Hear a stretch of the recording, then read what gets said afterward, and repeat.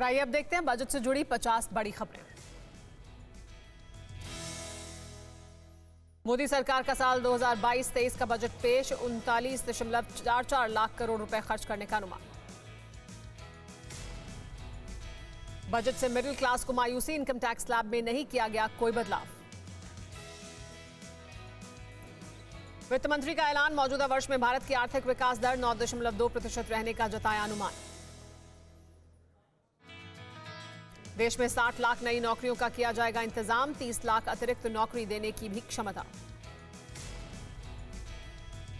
वित्त मंत्री सीतारमण ने कहा, बजट से किसान युवाओं को होगा फायदा, आत्मनिर्भर भारत से 16 लाख युवाओं को नौकरियां दी जाएंगी। देश में और तेजी से फैलेगा सड़कों का जाल, आने वाले सालों में 25,000 किलोमीटर का हाईवे किया जाएगा तैयार। वित्त मंत्री ने किसानों की मदद के लिए भी किए बड़े ऐलान, एमएसपी पर की जाएगी रिकॉर्ड खरीदारी, ऑर्गेनिक खेती को बढ़ावा दिया जाएगा।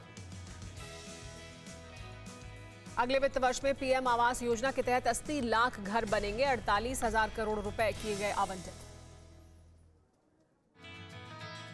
वित्त मंत्री निर्मला सीतारमण ने आईटीआर पर किया बड़ा ऐलान, गड़बड़ी को सुधारने के लिए 2 साल का मिलेगा वक्त।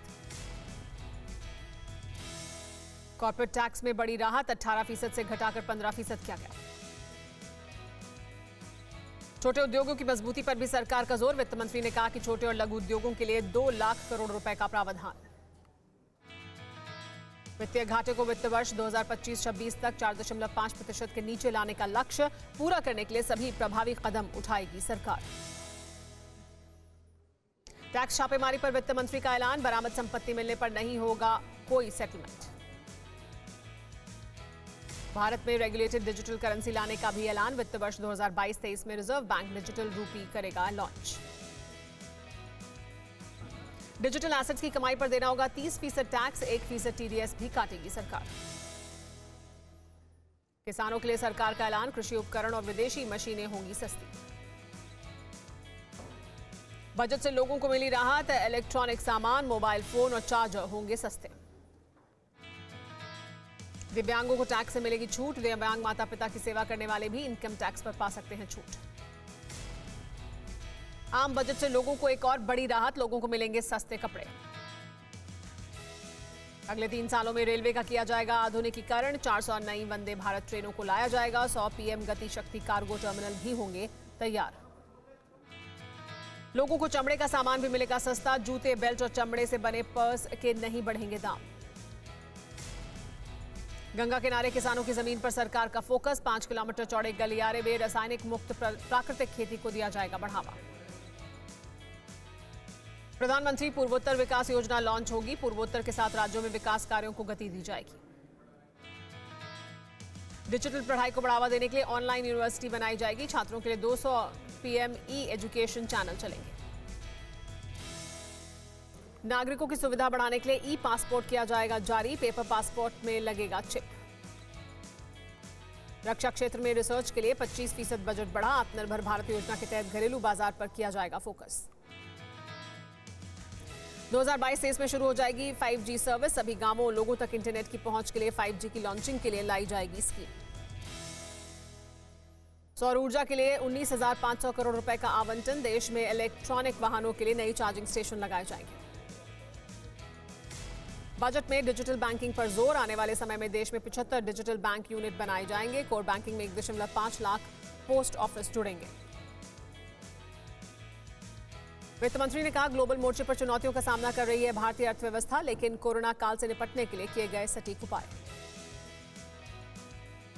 बजट पेश करते हुए वित्त मंत्री ने कहा, समावेशी विकास सरकार की प्राथमिकता, गरीबों के जीवन में बदलाव लाना सरकार का बड़ा लक्ष्य।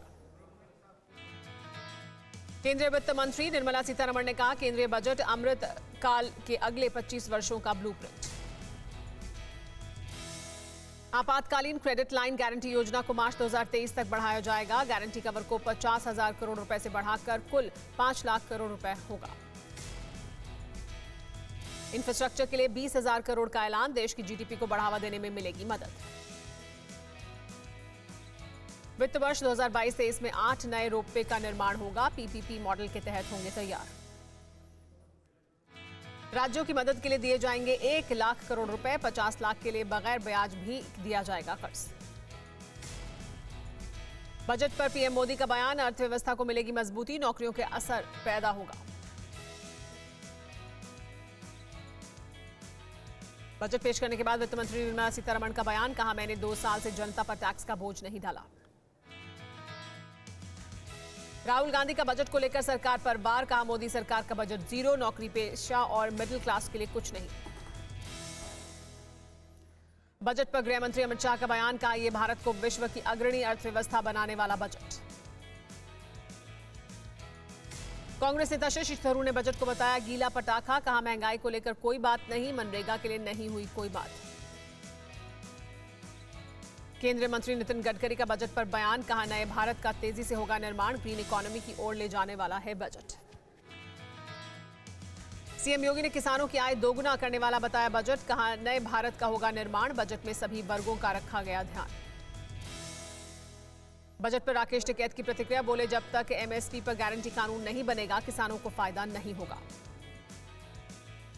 बीजेपी नेता जयंत सिन्हा ने भी बजट को बताया बेहतर, कहा आम टैक्स पेयर को निराश होने की कोई जरूरत नहीं। ममता बनर्जी का बयान, कहा आम लोगों को महंगाई से नहीं दी राहत, रोजगार के लिए भी बजट में नहीं उठाया गया कोई कदम। आम बजट को समाजवादी पार्टी के नेता प्रोफेसर राम गोपाल यादव ने दिए 10 में से 3 नंबर, कहा इससे हमें मिलेगा चुनावी फायदा।